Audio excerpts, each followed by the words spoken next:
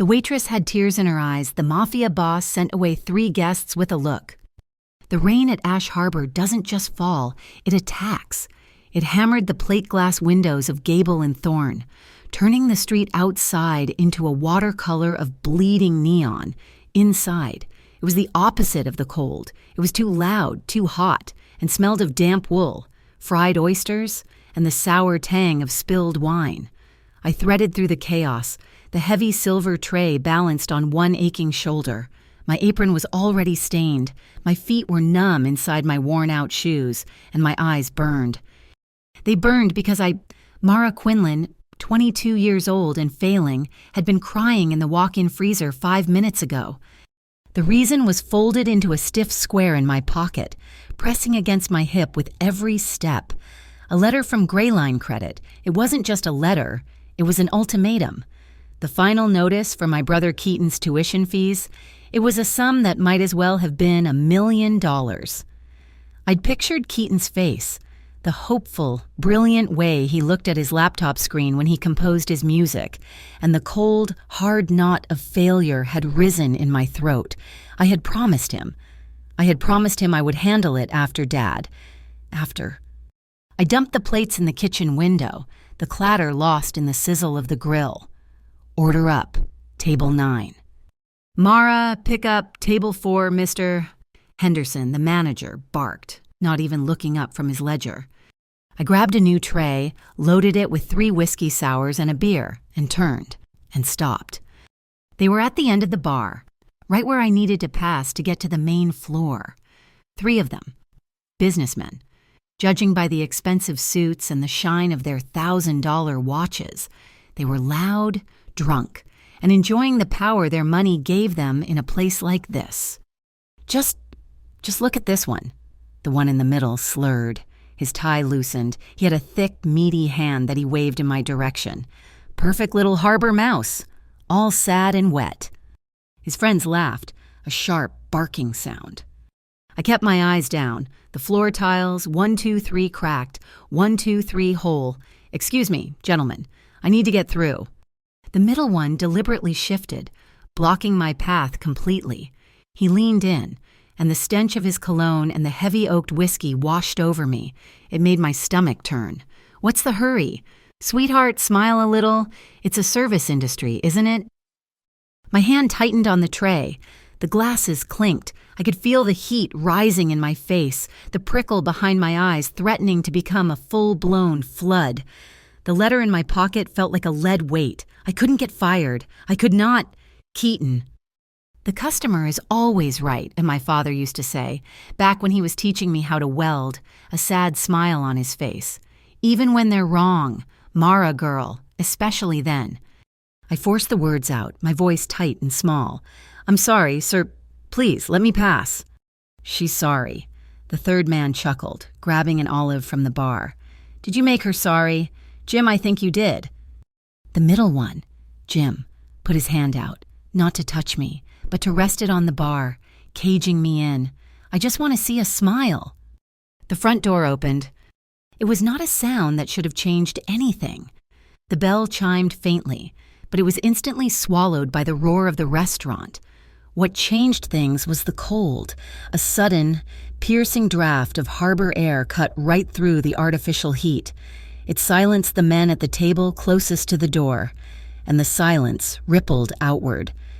I looked up. He stood in the doorway for less than a second, but it felt like an hour. He was tall, dressed in an overcoat so dark it seemed to drink the light. The rain beaded on his shoulders, but he seemed untouched by it, perfectly calm, perfectly still. He was the eye of the storm. His presence was an immediate and absolute contradiction to the sloppy chaos of the room. His name was Rocco Falco. I didn't know it then. I just knew he was dangerous. His eyes, dark and unreadable, swept the room. It was not a glance. It was an inventory. He saw the overcrowded tables. He saw Henderson flapping behind the host stand, and then he saw me, pinned against the bar by 3 drunk suits. He said nothing. He did not move toward us. He simply looked. His gaze shifted from my face to the man blocking me. It was not a glare. It was not anger. It was colder than that. It was the look a man gives an obstacle, a piece of furniture that is in the wrong place. It was a look of profound, effortless authority. It held no heat, only weight. The chattering in the room died. The clinking of forks and knives sputtered and stopped. Mr. Henderson, who'd been walking toward the bar, froze, his mouth half open. The silence was absolute, heavier and more terrifying than the noise had been. The businessman named Jim, who had been grinning at me, felt the shift. He turned. His smile faltered, confusion clouding his alcohol-fogged features. He saw the man in the doorway, and the color drained from his face. He visibly sobered, his shoulders pulling in. His friend on the left just stumbled back, knocking his stool, his hands raised as if to show they were empty. But Jim, puffed up on whiskey and ego, tried to hold his ground. What are you—" Rocco Falco didn't move. His eyes just narrowed. A fractional change. Then, the third businessman, the one who had been quietest, looked past Rocco. He saw something I hadn't. At a small, two-top table near the coat check, a man was sitting alone. He hadn't been there a minute ago. He was large, broad-shouldered, and had been watching the entire exchange. As the businessman looked at him, the man at the table did not stand. He did not reach for anything.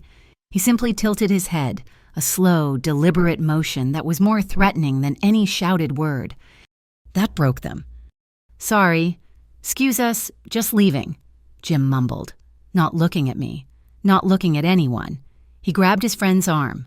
The three of them, who had owned the room seconds before, practically fell over each other to get past the bar, giving the man in the doorway a wide, fearful berth. They scrambled for their coats and were out the door, disappearing into the rain without a backward glance. The room exhaled. The noise rushed back in, but it was different, subdued. My knees felt weak. The adrenaline drained away, leaving me hollow. My hands, which had been locked on the tray, began to shake so violently the glasses rattled. A single hot tear escaped and splashed onto the silver, tracing a clean path through the condensation. Then another. I gasped, a small, choked sound, mortified to be crying in public. Rocco Falco's gaze flicked to me. He watched the tear fall. Then he gave a single, curt nod. It was not kind, it was not sympathetic. It was simple acknowledgement. An event had concluded. He walked past me, ignoring Mr. Henderson's sudden, frantic fawning. "Mr. Falco, sir, we have your table. Right this way. Of course, of course." Rocco ignored him, sliding into the worst booth in the restaurant, the dark one by the swinging kitchen doors, the one with the cracked vinyl. He shrugged off his coat, revealing a perfectly tailored dark suit. He sat alone, facing the room, and looked at the menu as if he were just any other customer. I delivered the whiskey sours to table 4, my hands still trembling. He was gone 20 minutes later. He ate nothing. He drank 1 black coffee. I did not take his bill. Lena, the senior waitress, did. I saw it later. Left on the table. He had paid in cash, a $100 bill for a $4 coffee. The tip was staggering. Tucked beneath the bill, where only the staff would find it, was a single business card. It was thick, cream-colored cardstock, with nothing but 3 words embossed in severe black lettering. Falco and Sable Holdings. I was wiping down the bar long after, the restaurant finally emptying, the rain finally slowing to a drizzle. I watched him retrieve his coat. He walked to the door, paused, and turned his head. He wasn't looking at me. He was looking at the flimsy, handwritten sign taped to the glass. Now hiring night shift.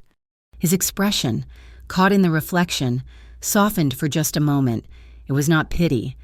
It was something closer to recognition. He lingered for a half second, then pushed the door open and vanished into the wet darkness of Ash Harbor. I stood there, my rag dripping soapy water, and understood one thing. He hadn't stepped in for the food, and he hadn't even really stepped in for me. He had stepped in because he saw a girl being publicly humiliated, swallowing the insult, and refusing to break. And for some reason I could not begin to understand. He had not allowed it. That one night at Gable and Thorne was a fracture, a moment where the grinding pressure I lived with finally cracked, but the pressure itself was old. It was my inheritance. My father, Liam Quinlan, was a port welder. He was a man built of iron filings and salt air, a man who believed in the Union, in a hard day's work, and in the concrete promise of Ash Harbor. He used to say the harbor was the city's heart, and the welders were the sutures holding it together. Then Pier 19 collapsed. It wasn't a slow groan, it was a catastrophic failure. A snap of steel, a scream of tortured metal, and a cloud of concrete dust that settled over the water like a shroud. My father was on that pier. They found his helmet 3 days later. The investigation was a blur of paperwork and official condolences, citing unforeseen structural fatigue. My mother saw it differently. She saw it as a betrayal. The city, the port, the life that had taken her husband, she was done. She packed one suitcase and took a bus bound for somewhere west, somewhere without the smell of the tide. She left me with a 15-year-old brother, Keaton, and an apartment that was suddenly too big and too quiet. That was 2 years ago. Now, our world had shrunk to a studio apartment in South Quarry, a neighborhood of brick dust and forgotten factories. The rent was cheap for a reason. A persistent leak in the ceiling traced a map of rust-colored stains above Keaton's cot. The radiator clanged like a hammer on an anvil, offering either scalding heat or icy silence. Our refrigerator hummed a desperate, failing tune, its contents usually limited to a half-gallon of milk, a wilting brick of instant noodles, and Keaton's guitar picks, which he kept in the butter compartment for some reason. My life became a simple, brutal equation: work the day shift at the diner, work the night shift at Gable and Thorne, and use the hours in between to keep Keaton on track. I'd sit with him at our folding card table, my feet throbbing, and check his algebra. "You're rushing, Keat," I'd murmur, pointing with a pen.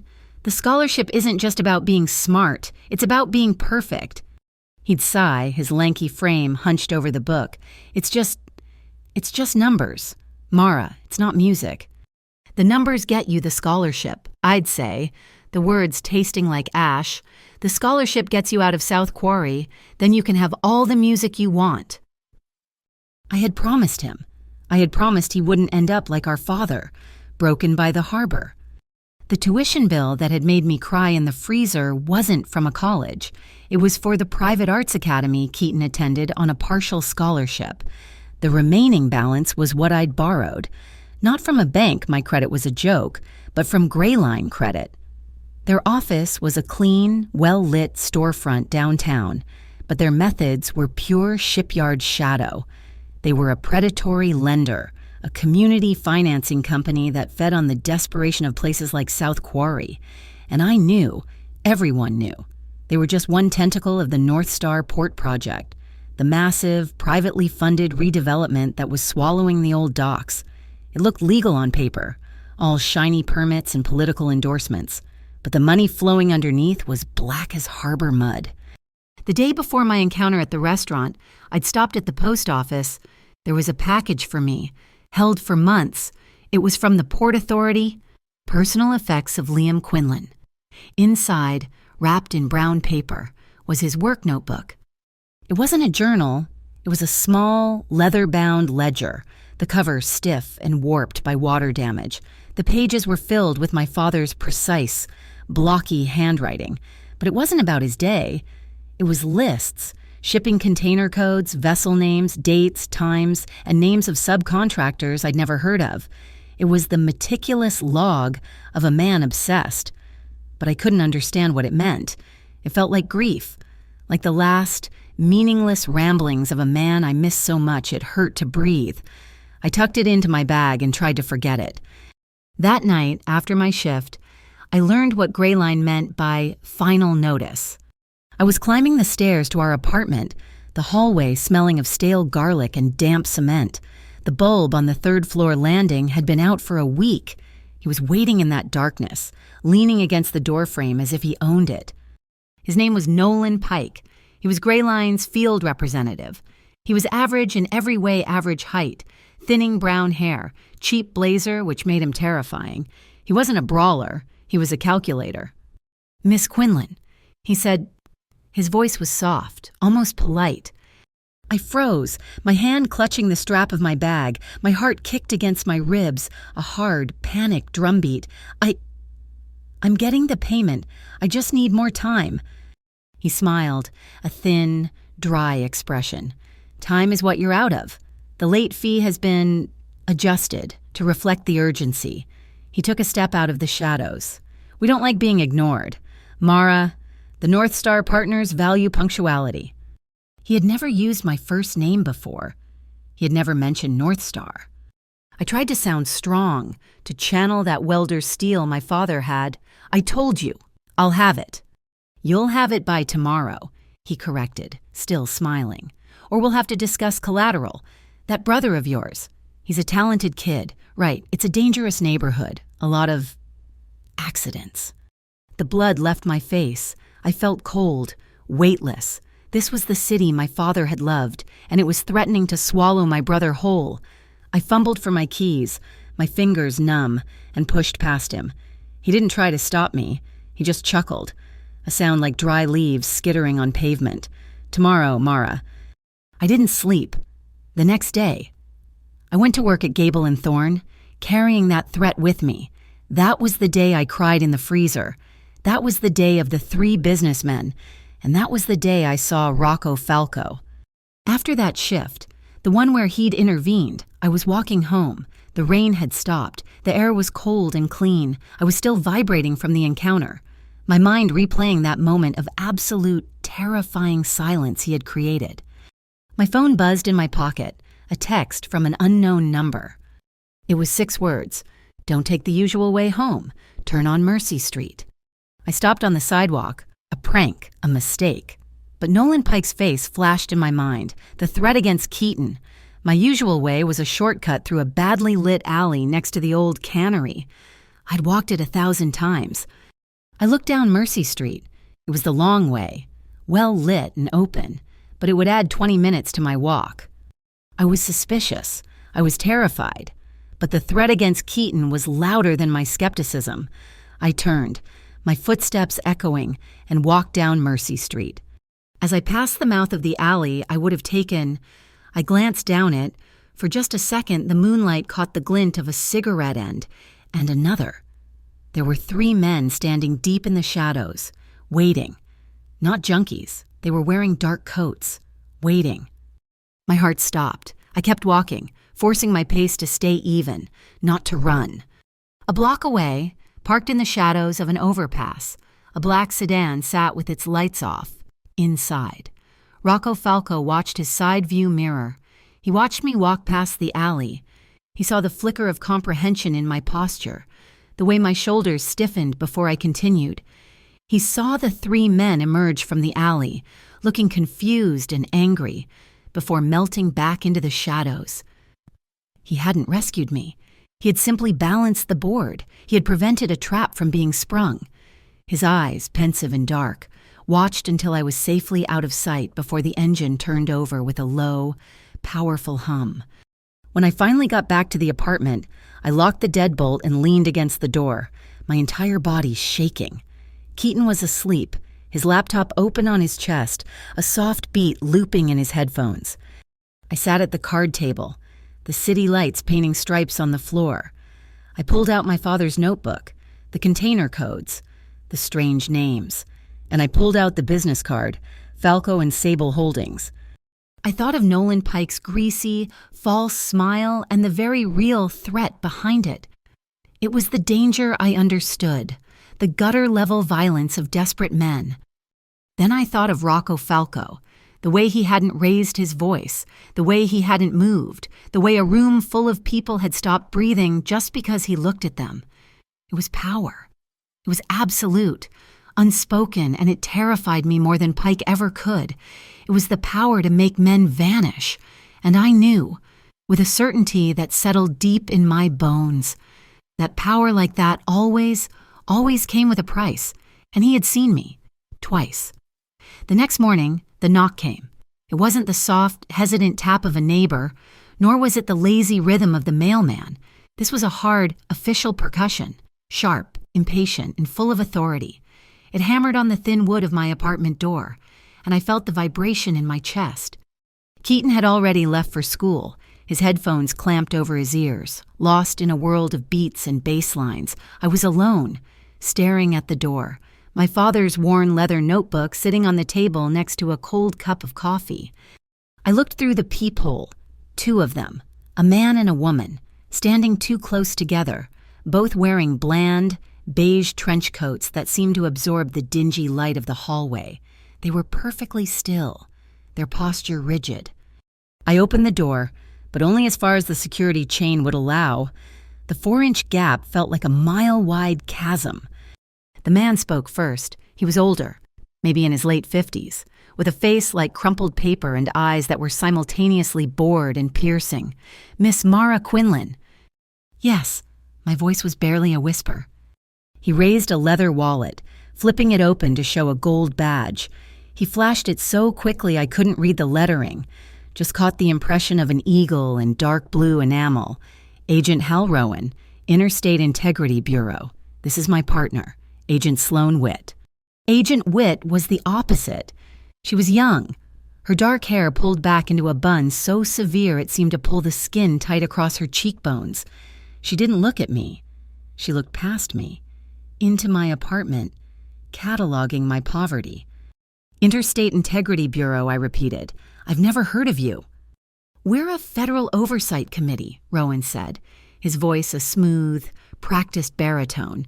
It was the kind of voice trained to sound reasonable. "We handle sensitive jurisdictional overlaps, port authority, municipal contracts. May we come in? We have a few questions regarding your safety."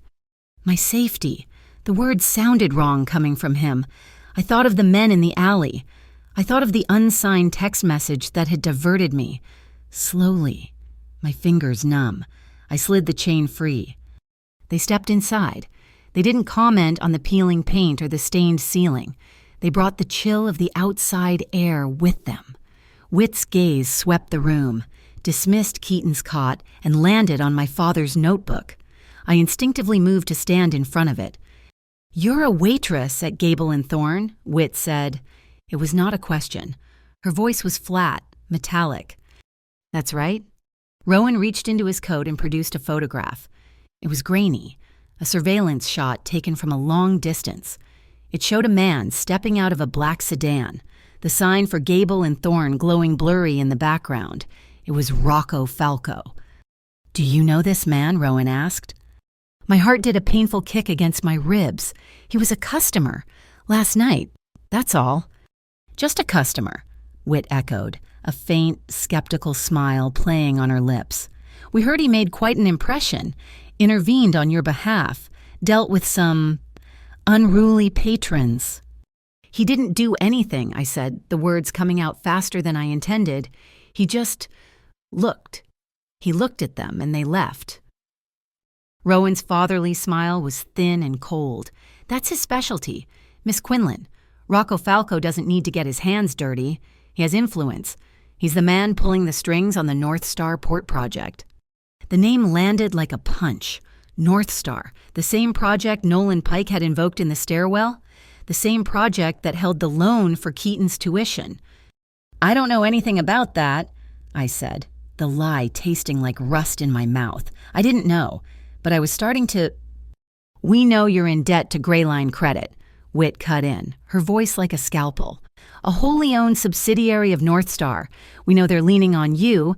We know about your brother, Keaton, 15th Street Arts Academy, talented boy."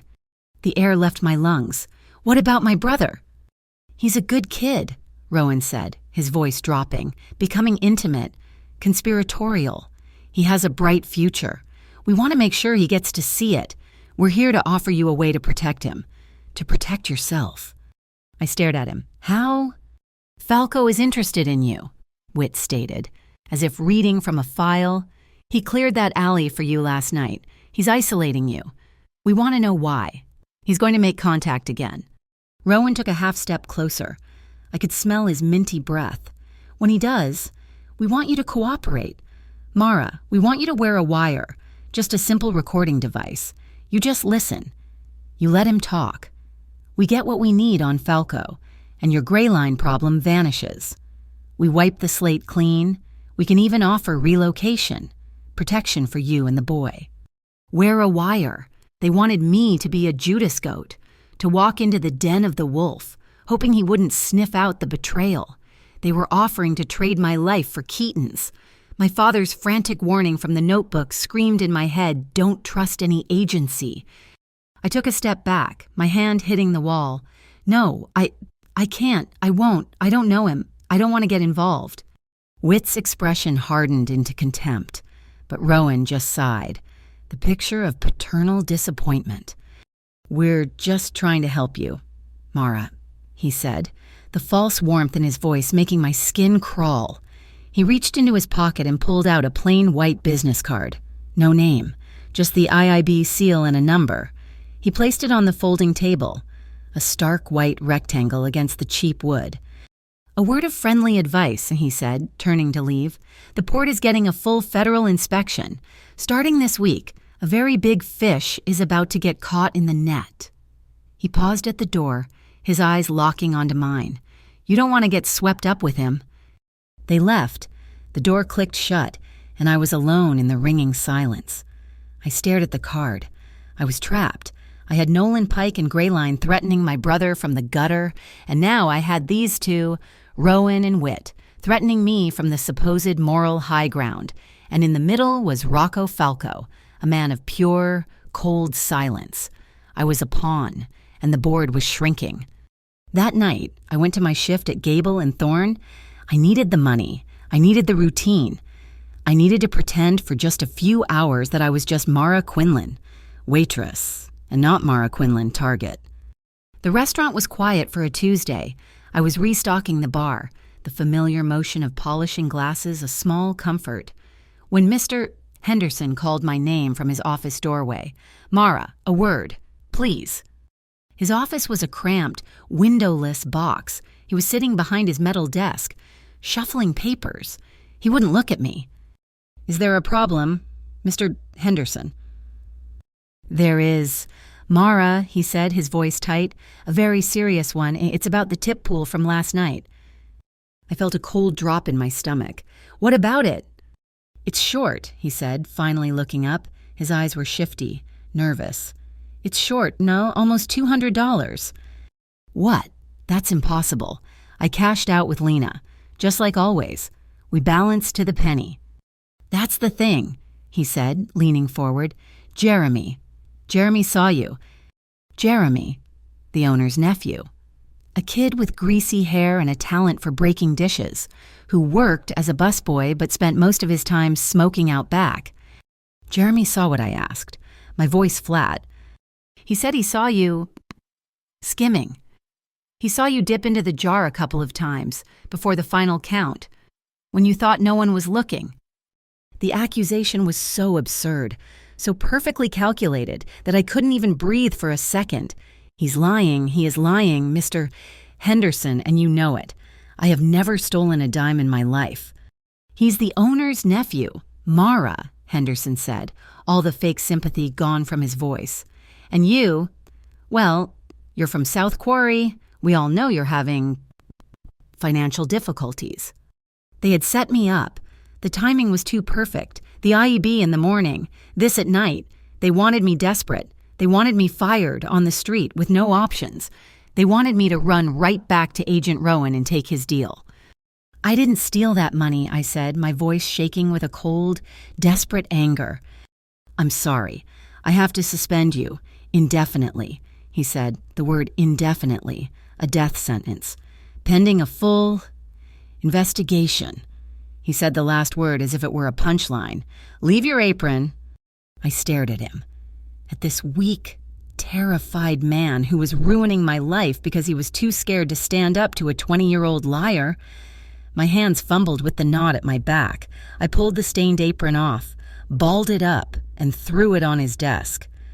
"You know this is wrong," I whispered. "It doesn't matter," he replied, already turning back to his ledger. "Get out!" I walked through the dining room, the other waitresses, Lena and Sarah, saw my face, saw me without my apron. They knew. And they looked away, suddenly fascinated by a coffee machine, by a salt shaker, by anything but me. I pushed open the front door and stepped out onto the sidewalk. The cold, damp air hit my burning face. I had nowhere to go. I couldn't go home and tell Keaton I'd been fired for stealing. The word echoed in my head. Fired, fired, fired. A car door opened across the street, a low, solid thud. The black sedan. It was parked in the shadows, just out of the light. Rocco Falco emerged. He was in a dark suit, no overcoat. He looked at me across the street, his face an unreadable mask. He didn't signal. He didn't call out. He just crossed the street, the traffic seeming to slow and part for him. He walked right past me, his shoulder brushing mine, and went straight into the restaurant. I stood on the sidewalk, frozen, watching through the glass. I saw Mr. Henderson hurry out from his office, his face pale and slack with terror. He was babbling, his hands flapping. Rocco said something, his voice too low to hear. He was completely calm. He reached into his jacket, pulled out a thick silver money clip, and peeled off not 2, but maybe 4 or 5 bills. He dropped them on the host stand. Henderson stared at the money, then at Rocco, his mouth opening and closing. He nodded, a frantic, bird-like motion. Rocco turned, his business concluded, and walked back out. He stopped in front of me, blocking my path, blocking the world. "You're reinstated," he said. His voice was a low rumble, devoid of emotion. I was shaking, my humiliation so deep it had turned into a toxic, burning rage. "What?" "You're not suspended. He's accepting the money as restitution for the miscount. The owner's nephew will be fired in the morning." He had fixed it, like a chess master moving a piece. He had anticipated the move and countered it, but I didn't feel saved. I felt managed. "You did this," I accused, my voice low and trembling. "This whole thing, you knew it was going to happen. You let them set me up, just so you could walk in and pay my bounty like I'm something you own." He watched me, his dark eyes steady. He wasn't angry. He wasn't defensive. He just waited, letting my fury break against his stillness. "The setup was theirs, Miss Quinlan," he said finally, his voice calm. "Not mine. Henderson's nephew has a gambling debt to one of Greyline's collectors. Your enemies simply, leveraged it. They wanted you desperate. They wanted you on the street, where you'd be forced to accept Agent Rowan's offer." He knew about the IUB. He knew everything. "They won't stop," he continued, as if stating a simple fact. "Next time, it will be your brother. They'll plant narcotics in his locker, or he'll be in the wrong place during a territory dispute. They are not creative men." "So what am I supposed to do?" I cried, the desperation finally breaking my voice. "Let them ruin me. Let you play with my life." He tilted his head, a fractional movement. "I'm offering you a job, temporary, at Whitestone Art Storage. It's one of my holdings. You'll be cataloging inventory. It pays 3 times what you make here. Cash, off the books. You will be inside. You will be safe." I flinched. "Safe with you. You're the one they're after. You want to hide me away, put me in a gilded cage and use me." The question burst out of me, raw and terrified. "Am I being turned into bait?" His eyes held mine. For the first time, I saw something shift in their dark, controlled depths. It wasn't pity. It was something harder, something forged in a fire I couldn't imagine, a cold, fierce recognition. "You're a person," he said, his voice dropping so low I had to strain to hear it. "And you do not leave a person in the middle of a wolf pack. They think you are a weakness. I'm offering you a place to be strong." I looked away from him, at the rain-slicked street. I thought of Keaton, of his music. I thought of Nolan Pike's reptilian smile and Agent Rowan's dead, friendly eyes. I was drowning, and the only hand reaching for me was his. It was a hand that knew how to break things. I bit down on my lip, the sharp pain grounding me. "Okay." He nodded once, a curt acknowledgement. "But," I said, finding a last small piece of my father's iron spine, "conditions. He waited. "You don't touch my brother. He's not part of this. He stays out. He stays safe. Completely." "Agreed," he said, without a flicker of hesitation. And you don't ask me to lie. I'm not a spy. I won't lie for them, and I won't lie for you." He studied my face for a long, silent moment. The city noise seemed to fade away. There was just the sound of my own heart, hammering. "I won't ask you to lie, Mara," he said. It wasn't a contract. There was no paper, no signature. It was a promise, made on a dark street, and it felt more binding than any law. He gestured to the sedan, its engine humming, its interior dark and absolute. "You start tomorrow." Whitestone Art Storage was not a gallery. It was a tomb for beautiful things.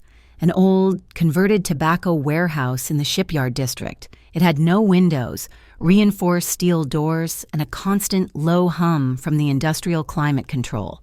The air inside was cold, sterile, and smelled of linseed oil, aged wood varnish, and the faint, sharp tang of ozone. It was the quietest place I'd ever been. My new job was cataloging. I sat at a large metal desk in the main bay, surrounded by massive, canvas-wrapped frames that stood in tall steel racks like silent, sleeping giants. My task was to cross-reference the digital manifests with the physical acquisition tags. The system was a mess, a tangle of conflicting spreadsheets and handwritten logs. I spent the first 2 days ignoring the art and rebuilding the database. I designed a new organizational system, not by artist, but by location, insurance value, and transport priority. It was the kind of logical, systematic work my father had taught me, a way of building order out of chaos. Rocco Falco was almost never there, but his presence lingered. He would appear without a sound, a dark shape in the periphery. I would look up from my screen, and he would be standing in the archway of the storage bay, watching. He never watched me. He watched how I worked. On the third day, he stopped at my desk. I had covered a large whiteboard in my new organizational flowchart. He studied it for a long, silent minute. His eyes traced the lines of logic, the color-coded tags I had implemented. "You understand systems," he said. It was not a compliment. It was a statement of fact, an assessment. "The old one was inefficient," I replied, my voice sounding too loud in the quiet. "This will cut retrieval time by 40%. He nodded. A curt, small motion. "Continue." Then he was gone, his footsteps making no sound on the polished concrete. The real payment for my service was not the thick envelope of cash that Rafe, his silent and ever-present security man, placed on my desk every Friday. The real payment was in the back of the warehouse. It was a small, soundproofed room, once an executive's listening lounge. It was full of outdated, but high-end, audio equipment. Rocco had approved my request before I even finished asking. "Keaton, your brother, he can use the room on weekends, Saturday and Sunday, from noon until 6, as long as he does not disturb the inventory." The first Saturday, I brought Keaton. His eyes, usually shadowed with the same South Quarry anxiety that haunted mine, lit up. He had never seen a professional mixing board, never touched real acoustic foam. He plugged in his laptop and his keyboard. I left him there and went back to my spreadsheets.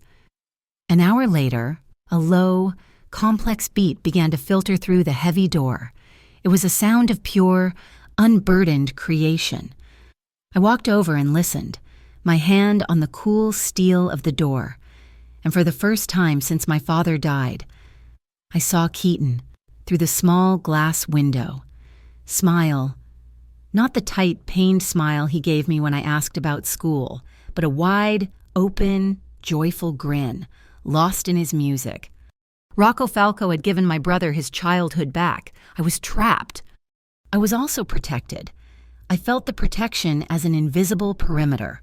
The gray sedan driven by Rafe was always parked 3 blocks from my apartment, never on my street, but always there. The presence was a comfort, and it was a cage.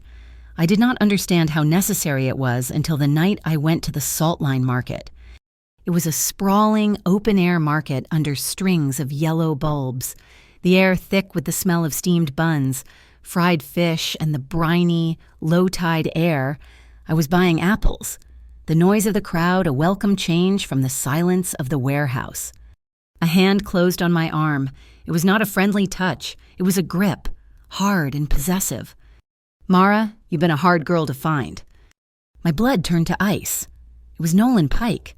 His cheap blazer and thin reptilian smile looked grotesque under the festive lights. He was not alone. 2 other men, thick-necked and dull-eyed, moved to stand behind me, blocking my escape into the crowd. "You made a bad choice." Pike sneered, his grip tightening, pulling me closer. The smell of his sour breath washed over me. Running to him. "He can't hide you everywhere, girl. We're going to have a talk, in the car." He tugged my arm hard. My bag slipped from my shoulder, spilling apples and my wallet across the wet pavement. "She is not going anywhere." The voice was not loud. It was quiet, calm, and cut through the market chatter like a razor. Rocco Falco was standing 10 feet away, next to a stall selling dried squid. He was in his shirt sleeves, his hands loosely at his sides. He had appeared from the shadows as if summoned. Pike's face went a sickly, pale gray. He instantly let go of my arm, as if it had burned him. "Falco," he stammered, trying to find his greasy confidence. "No trouble, just saying hello to an old neighbor." Pike's 2 men, who looked like they broke bones for a living, had both taken an instinctive, shuffling step backward, and they recognized a different kind of predator, one much higher on the food chain. Rocco took 1/2 step forward, into the yellow light. He did not look at Pike. He looked at the 2 men behind him. It was the same look from the restaurant, a look of cold, absolute assessment, a look that promised nothing but consequences. It said, "This is mine. You do not touch it." The 2 men evaporated. They did not run. They simply turned and melted into the crowd, disappearing. Pike was left alone, trembling slightly, his false smile frozen on his face. "Go," Rocco said, 1 word. It was not an order. It was a statement of what would happen next. Pike went, he stumbled backward, turned, and was gone. The crowd flowed back into the space they had occupied, as if nothing had happened. My heart was hammering so hard I could barely breathe. I was shaking, humiliated and terrified. I dropped to my hands and knees, scrambling to pick up my scattered things, the apples, my driver's license, loose change. A hand appeared in front of my face, his hand. He was holding my key ring. It was an old, cheap plastic fob from the shipyard credit union, one my father had given me. The little plastic logo had broken off years ago, leaving just an empty, scarred metal ring. I had dropped it without even realizing. I reached out, my trembling fingers brushing his. His skin was warm, steady. "Thank you," I whispered, my voice raw. I clipped it back onto my bag, my hands fumbling. He watched me, his expression unreadable. "It is a small thing," he said, his voice quiet. "For me alone in the noise of the market, but it changes how a person enters their world or is kept out of it." I looked up at him. His dark eyes held mine. He was not talking about the key ring. He was talking about the warehouse. He was talking about the choice I had made. He was acknowledging the bars of the cage. That night, I worked late. A new shipment of sculptures had arrived, and the paperwork was complex. I did not realize how late it was until the main warehouse lights clicked off on their automatic timer, plunging the bay into near darkness, lit only by the green glow of the exit signs. It was past midnight. I gathered my things, my footsteps echoing loudly. I smelled coffee. Rocco was in the small staff kitchen, sitting at the cheap Formica table. He was in his shirt sleeves, his tie loosened, his jacket slung over the back of a chair. He was eating instant noodles out of a paper cup. He pushed a second cup and a mug of hot tea across the table toward me. I sat down, the silence between us heavy, but different. It was not an empty silence. It was charged. We ate without speaking. The steam from the noodles warmed my cold face. "Why?" I finally asked, the question breaking the quiet. "Why are you doing this for me? For Keaton?" He stared into his mug, Not at me. It was quiet for a long time. When I was 14, he said, his voice flat. I ran from the St. Jude's orphanage. I slept on the docks for 3 nights, right on Pier 12. It was December. I almost froze. He looked up, his eyes meeting mine. There was no self-pity, no plea for sympathy. It was just a scar, held up to the light. I remember the cold, he finished. I looked at him, really looked at him, and I saw it, beneath the armor of the perfect suit and the absolute power. There was a void. It was the same hollow, frozen space that my mother's abandonment had carved into me. His was just older, deeper, and infinitely more dangerous. I realized he had not just survived the cold, he had learned to use it. He had become it. He was more dangerous to me than Nolan Pike ever could be. Pike wanted my money. I had no idea what Rocco Falco wanted. I pushed my noodle cup away, my appetite gone. I need to set a rule. He waited, his face a mask of neutral attention. I work for you, and I am grateful for what you've done for Keaton, but this. I gestured between us, at the late-night meal, at the shared quiet. This is not part of the job. You cannot call me after 11 p.m. My personal time is not included. A normal boss would have been confused or insulted. Rocco simply held my gaze. He understood exactly what I was saying. I was drawing a line in the sand, a boundary between the man who owned my safety and the man who was currently sitting 2 feet away from me in the dark. He gave a single, slow nod. After 11, he confirmed. He respected it. The calls stopped. The late-night encounters in the warehouse kitchen stopped. But the protection intensified. Rafe was no longer just a presence. He was a perimeter. The flickering streetlight on my corner was suddenly, miraculously, repaired. The group of dealers who usually worked the end of my block vanished. He was not invading my life. I realized he was curating it. He was building a wall, brick by brick, around me and my brother. I felt safe, and I felt trapped. One night, unable to sleep, I pulled out my father's water-damaged leather notebook. I had avoided it. It was a relic of a life that was gone. But now, after seeing Rocco, after feeling the invisible strings of the port project all around me, I looked at it with new eyes. I flipped past the pages of container codes and shipping names. On the inside cover, written in a different pen, shakier than his usual block script, were 2 things. The first was a small, repeated notation, NX19 tied. The second was a sentence, a warning that seized my heart in a cold grip. If you're reading this, don't trust any agency, not the Port Authority, not the city, not any of them. They are all in it. I thought of Agent Rowan, of his gold badge, of his reasonable voice offering to protect my family. Interstate Integrity Bureau, an agency. My father, the welder, had known. He had known, and he had been afraid. My father's notebook had become a toxic object, a map of a conspiracy I couldn't read, written in a language of codes and acronyms. The pages were filled with his precise, blocky handwriting, but the connections remained just outside my grasp. I needed a translator, someone who saw the world not in shades of gray, but in pure data. I needed Piper Leon. Piper was my oldest friend, the only person I trusted without reservation.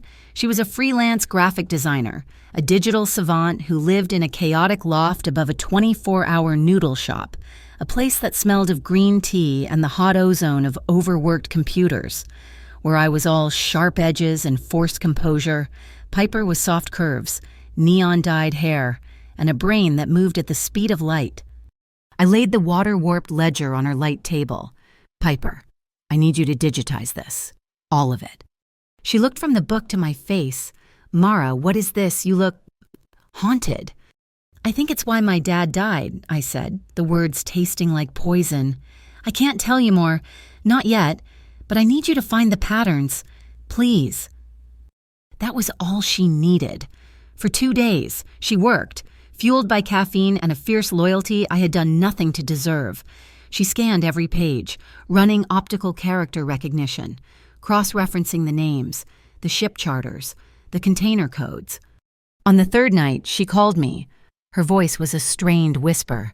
"You need to see this." I went to her loft. She had the data projected onto her entire wall. It was a web, a flow chart that made my stomach clench. "This is a money laundering schematic." "Mara," she said, her finger tracing a glowing red line. "The North Star Port Project is the clean source, but the money doesn't go to the contractors. It gets routed, laundered through a city agency." "What agency?" "The Metropolitan Compliance Unit," she said. "The MCU. They're the ones who sign off on all port inspections, safety certifications, and zoning permits. They're the gatekeepers." She hit a key. The chart shifted. The money, now clean, flowed from the MCU into dozens of smaller accounts, shell companies, and at the bottom of the pyramid, receiving the final payout, was the holding corporation that owned Gray Line Credit. "They're not just bribing the port.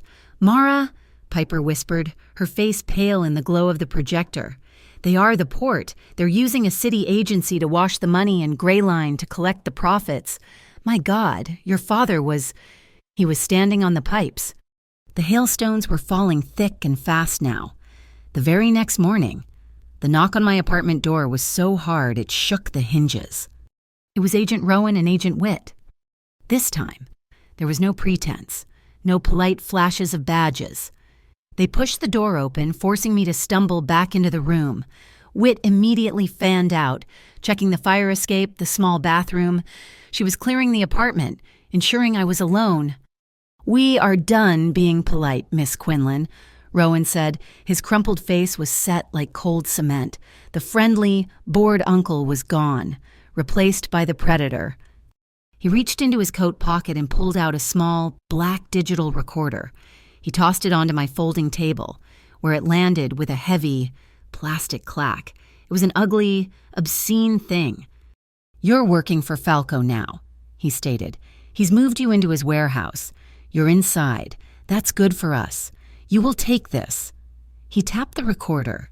"You will get him talking about North Star, about the MCU, about Pier 19. You will get us what we need, or I will personally charge you as a co-conspirator in the death of your father. Obstruction of a federal investigation. You'll never see your brother again." The threat was so naked, so brutal. It almost stopped my heart. I stared at the black device. My father's warning screamed in my mind. "Don't trust any agency." "He's not saving you," Rowan hissed, stepping closer, his voice dropping to a conspiratorial whisper. "He owns you, girl. You're just another asset, another painting in his vault. He's using you." Something inside me, something that had been frozen and terrified for weeks, suddenly broke. It was replaced by a cold, sharp rage that burned away the fear. I lifted my head and looked him dead in the eye, my voice quiet but shaking with a terrible clarity. "Nobody owns me," I said. "Not Grayline, not you, and not him. Get out of my apartment." Rowan's face flushed a dark, mottled red. He was a man who lived on leverage, who was never told no.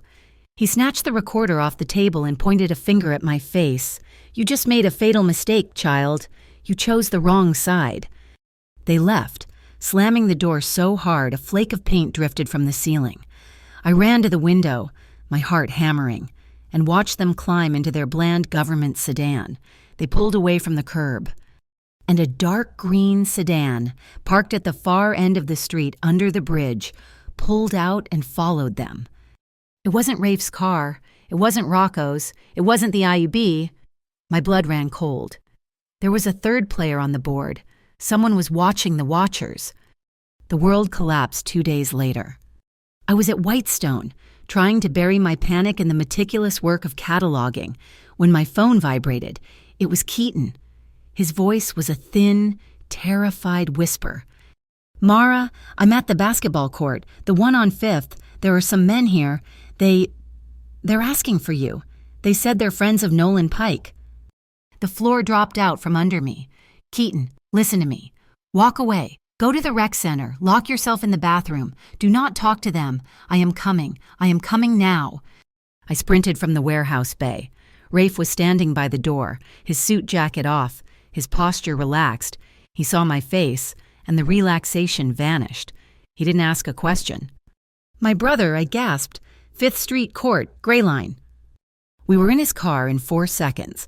The drive from the warehouse district to South Quarry was a 20-minute trip. Rafe made it in 6. It was a blur of blaring horns, illegal turns, and the sickening lurch of the high-performance engine. We screeched to a halt by the court, my worst fears realized. 3 of them. Large men, not the calculating Pike, but the muscle. They had Keaton backed against the chain-link fence. His backpack was on the ground, his face white with a terror I had never seen. "Keaton!" I screamed, fumbling with the door handle.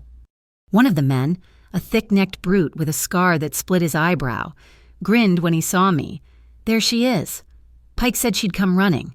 Now, we're going to talk about your debt, sweetheart." Rafe was out of the car. He moved with a liquid, unhurried grace. He wasn't reaching for a gun. He wasn't posturing. He simply walked, calm and direct, toward the man with the scar. The man turned, his grin faltering, sizing Rafe up. "This ain't your business, pal." Rafe didn't speak. He reached into his breast pocket and pulled out his phone. He tapped the screen and held it up, just inches from the man's face. It was a photograph, clear, high resolution, perfectly lit. It showed Nolan Pike asleep in his own bed. The digital clock on his nightstand was clearly visible. The photo had been taken that morning. The scarred man's blood drained from his face. The message was surgical, terrifying, and unmistakable. "We can get to your boss while he sleeps. We can get to you." Rafe lowered the phone, his eyes flat and cold. The man swallowed, his bravado gone, replaced by a raw, professional fear. "It ain't worth it," he muttered to his crew. "Let's go." They backed away, not making eye contact, and vanished into the alleys. I ran to Keaton, my legs shaking so badly I almost fell. I grabbed him, pulling him into my arms, burying my face in his hair. He was trembling from head to toe. "It's okay," I whispered, my voice breaking. "It's okay. I've got you." Rafe drove us back, not to my apartment. He drove through the city, to the old industrial district, to a place I had only seen from a distance, Bellwether Chapel. It was an old, deconsecrated church, its gray stone facade blackened by a century of soot, its steeple sharp against the sky. Rocco Falco had bought it 3 years ago. He was waiting for us inside. The sanctuary was vast, cold and empty. Dust motes danced in the long, colored beams of light from the high, stained glass windows. Rocco was not calm. He was standing in the center of the aisle, his hands clenched at his sides. He was vibrating with a cold, controlled fury that was more frightening than any shout. He looked at Keaton, at his pale face and trembling hands. Then he looked at me. "They touched your brother." He said. It was not a question. It was a final verdict. "You are not safe," he continued, his voice a low, hard rumble that echoed in the vast space. "Your apartment is compromised. You will not go back there. You will stay here, both of you." He gestured to a narrow, spiral staircase in the corner. "There is an apartment in the bell tower. It is secure. You will stay there until this is finished." It was not a request. It was a command, born of a white-hot, protective rage that was aimed at the world that had dared to touch his. What? His employee, his asset. I looked at Keaton, who was just staring at the floor, still in shock. I nodded. "Okay." The tower apartment was small, but it was warm, clean, and fortified. That night, after Keaton was finally asleep, I sat by the arched window, the city lights twinkling far below, refracted into jewels by the blue and red glass of a stained glass angel. I held my father's notebook, NX19/Tide. I thought of the port. I thought of Piper's map. I thought of the shipping manifests I'd seen in the warehouse. It wasn't a code. It was a location and a schedule. NX19, not a name. Annex 19. The old, unused cargo bay at the far end of the Kingfisher terminal, and Tide. My father had lived his life by the Tide charts. It was the shipping schedule. The real cargo, the illegal cargo, wasn't on the official manifests. It was being offloaded at high tide, in the dead of night, at an abandoned terminal. I heard a soft footstep on the stone stairs. Rocco appeared in the doorway, his form a dark silhouette against the light of the sanctuary below. "We have a problem," he said, his voice low. "My source inside the MCU just confirmed it. They're panicking. Greyline is activating all their crews. They're planning to clean up loose ends before the federal inspection." His eyes were hard as jet. "That means you. That means Keaton." I knew he was right, and I knew who was pulling the strings. "It's Rowan," I said, my voice quiet. "The IB agent. He's not investigating the MCU. He's part of it. He's the one who's compromised. He's the one giving the orders, using the IIB to cover Greyline's tracks. My father knew." Rocco nodded slowly. "It makes sense. He's the infection." He crossed his arms. "My source can leak the entire MCU ledger tomorrow. All of it. The account numbers. The transfers to Greyline. It will burn Rowan to the ground. It will end this." I stood up, the notebook clutched in my hand. "No." He stopped. "No." "You leak that," I said, the pieces clicking into place, my fear gone, replaced by a cold, sharp clarity I had never felt before. "You leak that, and Rowan burns. But Nolan Pike walks. The men who threatened my brother walk. The investors behind North Star just cut their losses and disappear. You'll cut off a tentacle, but the monster survives. You'll just prove my father was right and he'll still be dead, and the system that killed him will still be standing." Rocco stared at me, a new, assessing light in his dark eyes. He saw something in me he hadn't seen before. "What are you proposing, Mara?" "They want to clean up loose ends," I said, my voice fierce. "They're hunting me. They're desperate to find my father's original notebook. So, we let them. We set a trap. We don't just burn one man. We burn the entire organization. We catch them all, from the gutter to the boardroom. We need a long game." The argument was not loud. It was a low, blade-sharp conflict, fought in the bell tower while the storm tried to tear the roof from the chapel. The rain hammered the slate and the thick, leaded glass, a deafening, percussive roar that filled the space, making our quiet, furious words feel even more dangerous. "You are putting yourself in the crossfire, Mara." Rocco's voice was a tight, controlled vibration, his back to me as he stared out the arched window, at the city dissolving into the deluge. "I have been in the crossfire since my father died," I shot back, my voice high and trembling, a combination of adrenaline and sheer, cold terror.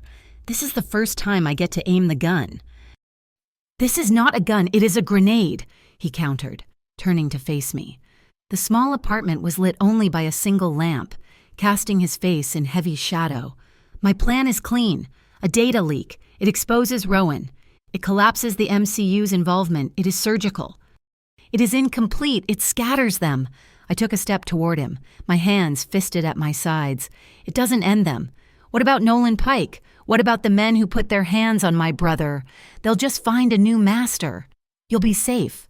And Keaton and I will be loose ends for the rest of our lives." "I will not allow you to be a loose end," he said.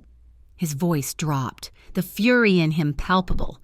A cold fire that had nothing to do with me and everything to do with the threat against me. "This long game of yours.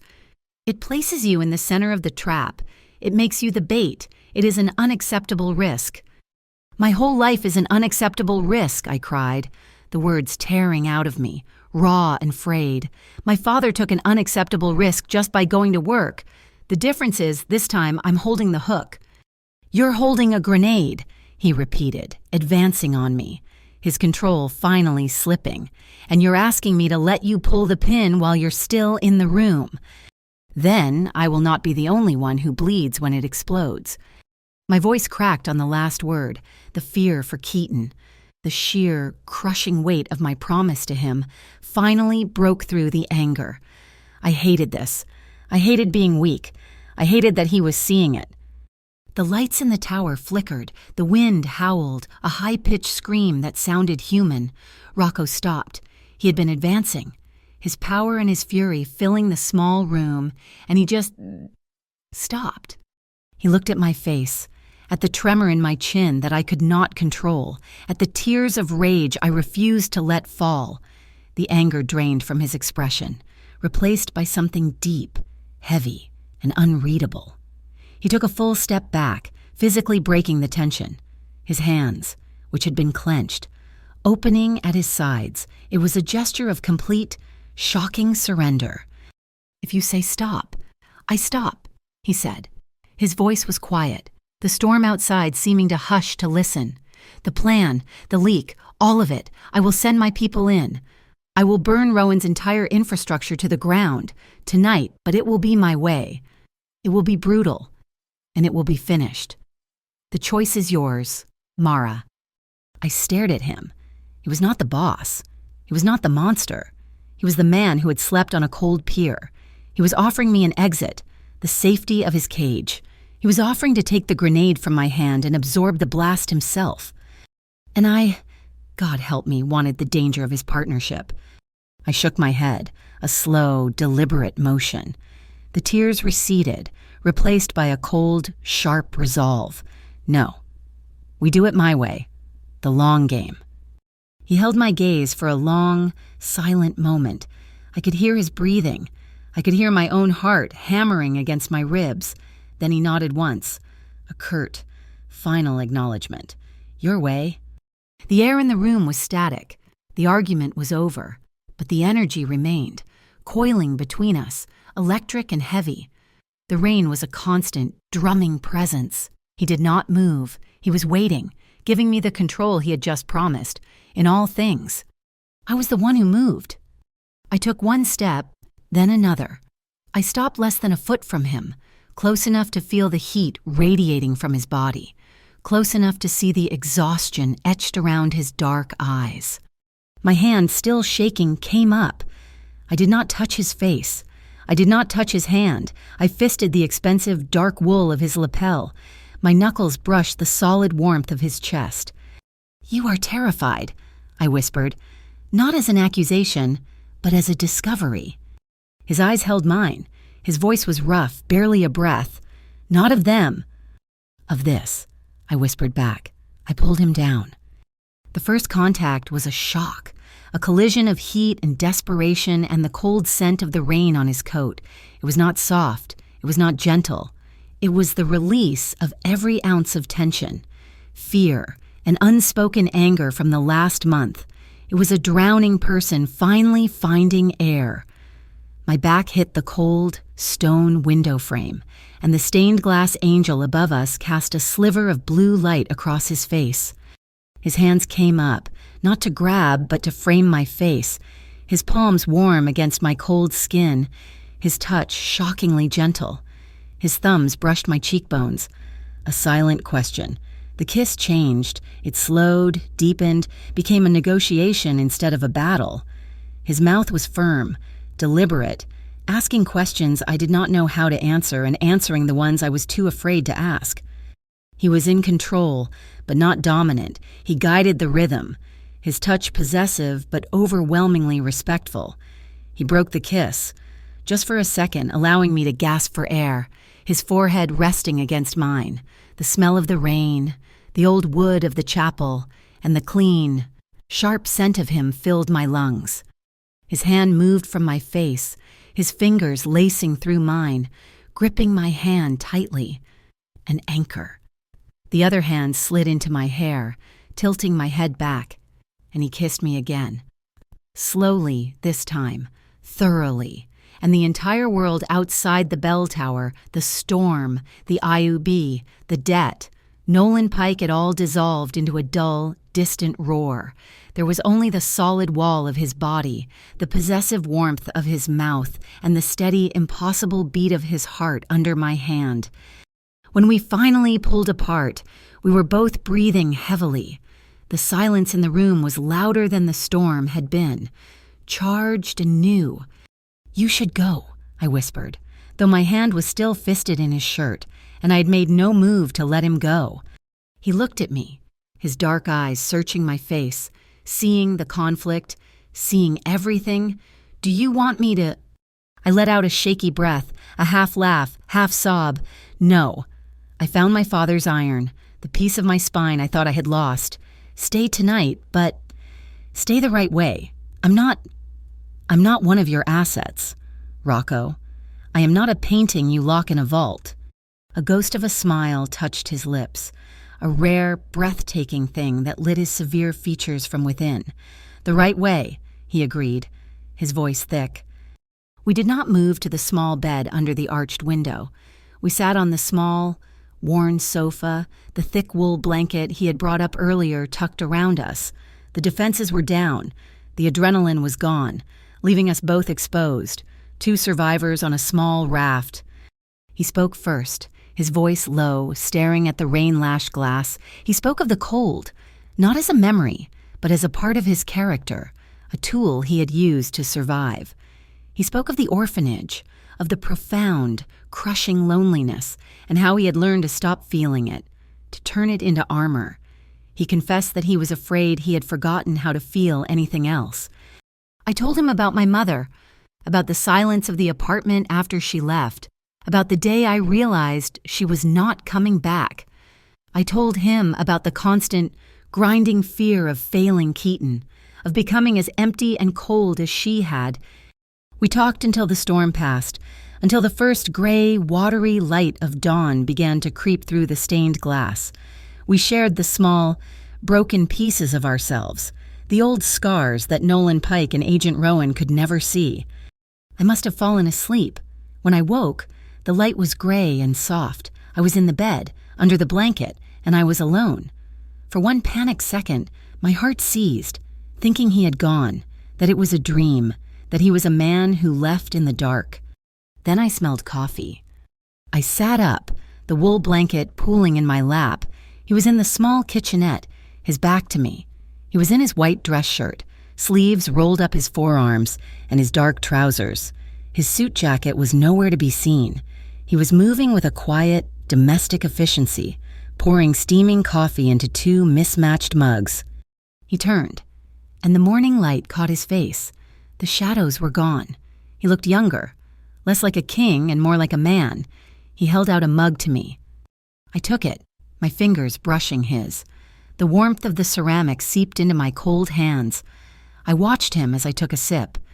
He was not looking at me with power or with pity. He was just watching. I realized, in that quiet, gray moment, that Agent Rowan had been wrong. Rocco Falco did not own me. I was not his asset. I had looked into the abyss, and I had seen my own reflection. I had not been captured. I had just, for the first time in my life, chosen a side. The plan my long game required one more piece of bait. It required my father's notebook, or at least the idea of it, the only person I trusted to help me create a convincing digital copy, one that could be leaked to our enemies, was Piper. I called her. Her voice was wrong. "Piper, it's me. I need your help. One last time." There was a pause, a dead, humming silence on the line. When she spoke, her voice was thin, brittle. "Of course. Mara, anything. Where are you?" "I can't say over the phone. Can you meet me? The old fountain at Harbor Lights an hour." "Yes," she said, too quickly. "Yes, the festival. I'll be there." She hung up. I stood in the bell tower, the phone heavy in my hand. A cold, sick feeling washed over me. I knew her voice better than my own. She was lying, and she was terrified. Rocco stepped out from the archway, his face grim. "What is it?" "It's Piper," I said, my stomach twisting. "They got to her." He didn't ask how I knew. He just nodded, his eyes hardening. "Then the trap is already set, but the bait is not what you think." The Harbor Lights Seafood Festival was a swarm. The entire waterfront was a suffocating press of bodies, a cacophony of carnival barkers, sizzling fryers, and the thumping bass of a live band. The air was thick with the smells of salt, beer, and fried dough. Strings of colored bulbs crisscrossed the sky, fighting the twilight. They were testing the fireworks, and every few minutes, a percussive thump would echo from the bay, followed by a glittering spray of light that illuminated the sea of faces. I moved through the crowd, my backpack clutched in my hand. It was supposed to contain the digital bait, a USB drive with Piper's data map. But Rocco had been adamant. If they got to her, they are not there for a meeting. They are there for you. The drive is a decoy. The real plan starts when they make their move. I found Piper by the bronze fountain. She looked awful. Her bright hair was lank, her face pale, and her eyes, wide and terrified, darted over the crowd, never meeting mine.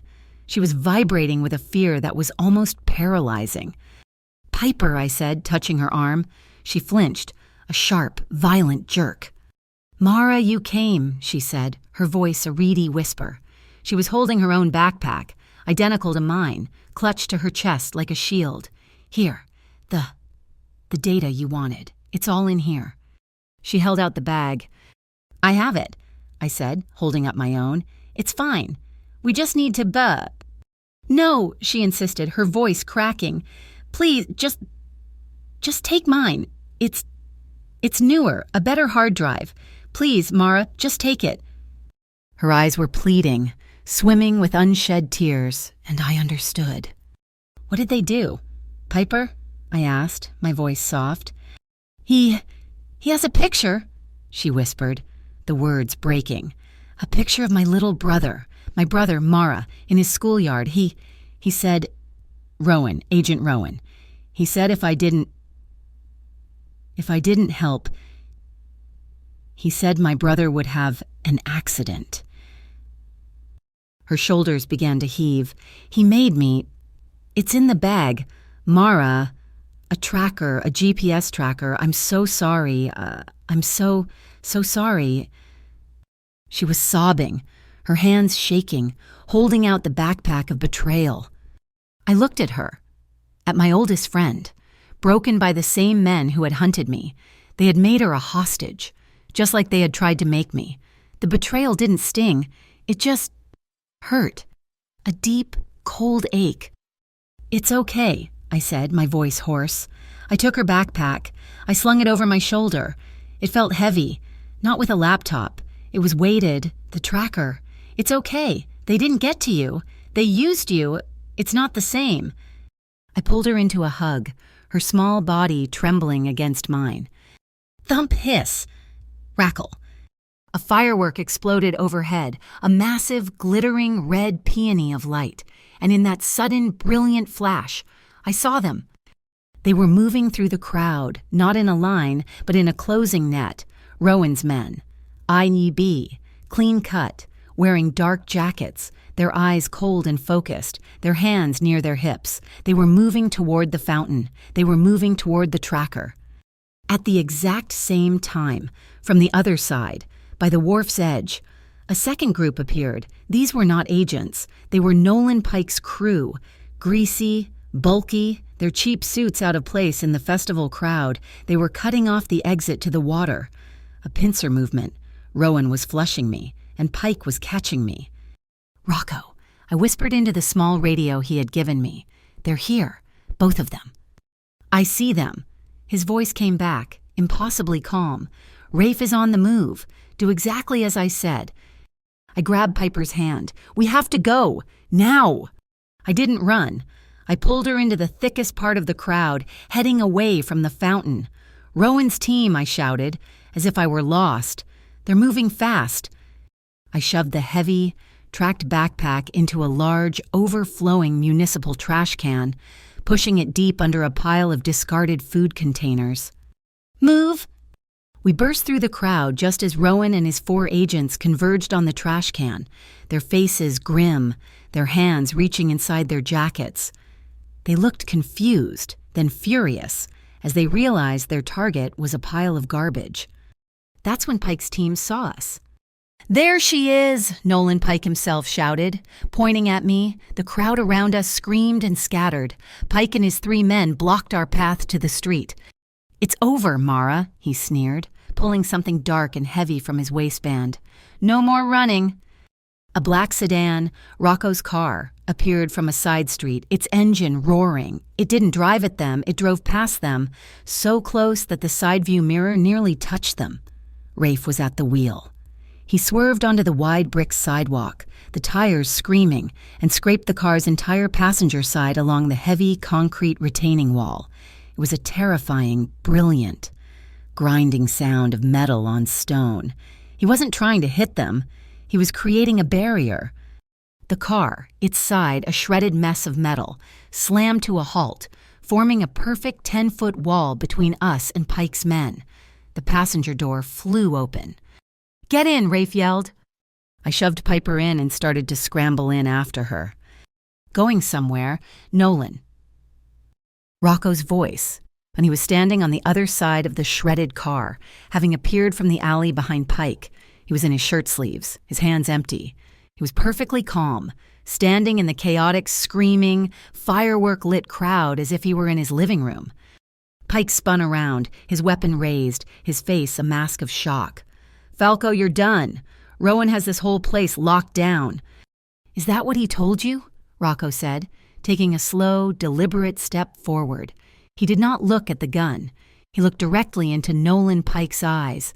"Give your master a message. Rowan, the tide goes out tonight." He took another step, and so do I.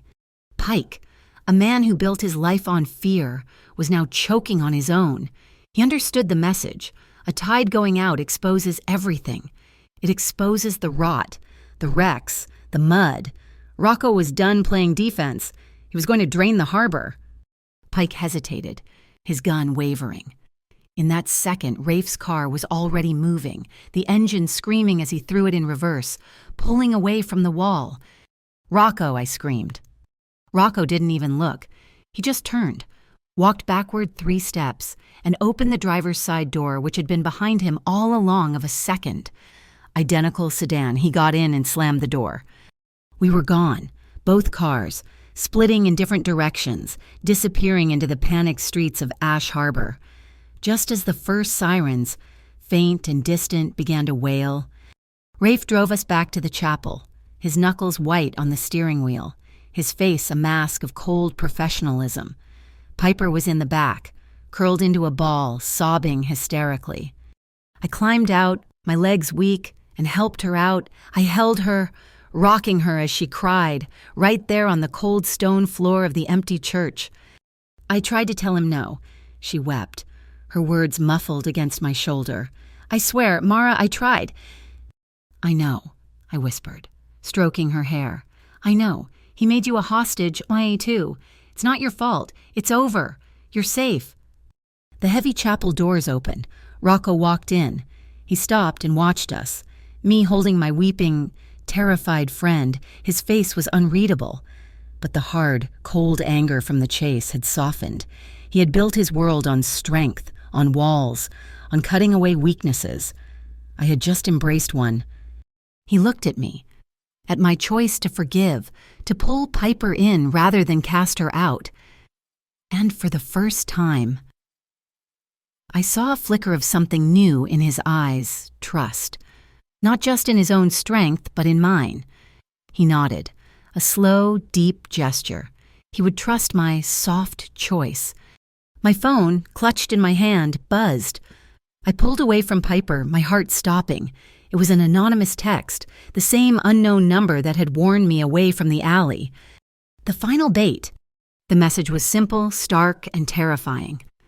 NX-19, Tide Hen, Thai Kingfisher Terminal, Luke Tria Thap. I looked up at Rocco. "They took it. They think I'm running. They're waiting for me at the terminal." "Good," he said. "Rafe will take you and Keaton to the fallback site. I will go to Kingfisher. I will end this." "No," I said, standing up. "Piper and Keaton were hostages. My father was a victim. I was done being protected. You said it yourself. They are there for me. They're expecting the girl from South Quarry, the one who's in debt, the one who's desperate. That's the bait they'll take. Mara, it is a war zone. I will not—" "Rocco, listen," I interrupted, my voice ringing in the empty chapel. "You go in there. You're just a rival. They'll be ready. But me, I'm the loose end they've been trying to clean up. I am the one person they will underestimate. I am the only one who can get close enough to spring the trap. I'm going." He stared at me, a storm of conflict in his eyes. She's right. We both turned. Keaton was standing at the top of the spiral stairs, his face pale but his eyes burning with a fierce, new determination I had never seen. You can't keep protecting her, Rocco," Keaton said, his voice shaking but firm. "It's not working, they keep coming. I don't want my sister living in fear for the rest of her life. I don't want to live in fear. Let her finish it. Let us finish it." Rocco looked at this 15-year-old boy who had just found his voice in the middle of a war. He looked at Keaton, then at me, then at Piper. He saw the cost of his protection. He saw the cost of this life. He closed his eyes for just a second, then opened them. The internal battle was over. He had made a new choice. "We changed the plan," he said, his voice hard as steel. "Rafe, you take Keaton and Piper, secure the bell tower. You are the last line of defense. No one gets in. No one." Rafe nodded, pulling Piper gently to her feet. "And you?" Rocco looked at me. "Mara and I are going to the Kingfisher terminal." He walked to a stone alcove and pulled out a long, heavy-duty case. He opened it. Inside, nestled in foam, were 2 black tactical vests and communications gear. He handed one to me. It was heavy, smelling of nylon and oil. "They are expecting bait," Rocco said, his voice low as he handed me the USB drive, the real copy of my father's data. "We will give them a hunter." The Kingfisher terminal was not just dark, it was extinct. The massive floodlights that normally turned the night into an artificial, sterile day were dead. The only illumination came from the pulsing red navigation beacons at the end of the pier, casting rhythmic, bloody shadows over the silent, looming gantry cranes. The air smelled of low tide, rust, and the cold, metallic scent of the harbor. We were on a maintenance catwalk, high above the loading floor, shadows within the greater shadow of a crane's massive leg. The tactical vest Rocco had insisted I wear was heavy, stiff, and smelled faintly of oil and nylon. It was a strange, cold comfort in my pocket. The USB drive my father's digitized journal felt as heavy as a block of cement. Rocco was beside me, a study in absolute stillness. He was watching the dark tarmac, his breathing slow and even. We waited for what felt like an eternity, the only sounds the metallic groaning of the terminal and the slap of oily water against the concrete pilings. Then, headlights. They did not appear suddenly. They glided into view, a silent convoy. 4 black sedans, 2 heavy, black SUVs. They rolled onto the loading floor and formed a perfect, menacing semicircle. "They're consolidated." Rocco's voice was a low vibration, barely stirring the air. "The sedans are MCU, the SUVs. That's Greyline's muscle." The doors opened in mechanical unison. Nolan Pike emerged from the lead SUV, his cheap blazer and arrogant posture visible even from this distance. But he was not in command. He moved quickly to the rear door of the lead sedan, opening it with a grotesque, subservient flourish. The man who stepped out was Agent Hal Rowan. He was no longer the man in the rumpled beige trench coat. He was wearing a perfectly tailored dark suit, exuding an aura of pure, boardroom authority. He was the infection. He was the rot, from the very top, running all the way down to the gutter. My father's warning screamed in my mind. "He knows we're here," Rocco whispered. "This is a kill box." As if summoned, Rowan's voice boomed, amplified by a bullhorn, shattering the silence. "Mara Quinlan, let's end this farce. We have the terminal locked down. I have snipers on every crane. Send the girl down, and she will bring me what her father stole." My blood went cold. "He doesn't want the drive. Rocco, he wants the original notebook. He thinks I still have it." "He wants to destroy the source," Rocco corrected, his hand gripping my arm. "Don't move." A tiny, bright red dot appeared on the steel girder, 6 inches from my face. A laser sight. Another appeared on the center of my chest. "I have to," I said, my voice shaking. "This was the plan, the long game. They're expecting the bait." Before he could stop me, I stepped out of the shadow, into the pulsing red light. "I'm here. Rowan." Mara, Rocco hissed, a sound of pure, contained fury. "Just the girl," Rowan shouted. "Walk down the stairs, or my men will cut you both in half." Rocco's grip on my arm tightened, then released. He was trapped. I was the leverage. I descended the metal stairs, my boots clanging, the sound echoing across the vast, empty space. When I reached the concrete, Pike and another of his thugs grabbed me. They spun me around, yanking my arms behind my back so hard a jolt of pain shot through my shoulder. A plastic zip tie was cinched around my wrists, biting deep, cutting off the circulation. Rowan approached, his face a mask of smug victory. "The welder's daughter. You have been a remarkable pest. The notebook. Where is it?" "I don't have it," I spat. "Don't lie to me, girl. Pike, search her." Pike's hands fumbled over the vest, found the drive in my pocket, and ripped it out. He handed it to Rowan. Rowan looked at it, then at me. He smiled, a thin, cruel expression. He dropped the drive on the concrete and crushed it under his heel. "I am not a fool. That is a copy. I want the original, the source code." "She doesn't have it," Rocco's voice.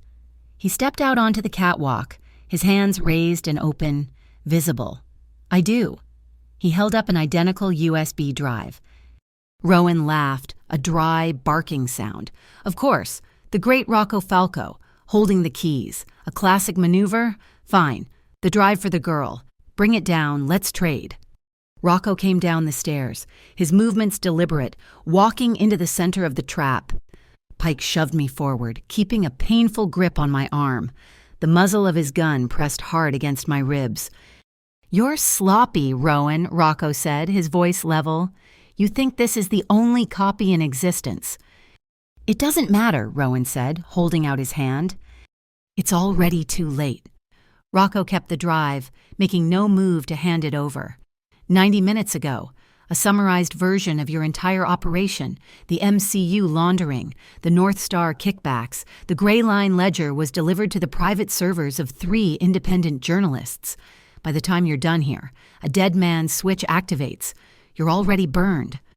Rowan's smile did not waver. He looked almost bored. "Journalists. You think I'm afraid of the press?" He nodded to Pike. The gun muzzle pressed harder, breaking my concentration. "You're naive. Falco." Rowan stepped closer, his voice dropping. "The press will be silent. They will be silent if the unverified data leak is immediately followed by the tragic, gang-related death of the source, the girl, the leverage. You kill her. The story dies. It's clean." He checked his watch. "You have 5 seconds to give me that drive, or he pulls the trigger." Rocco went absolutely still. The entire complex, machine-like calculation had hit a fatal flaw in me.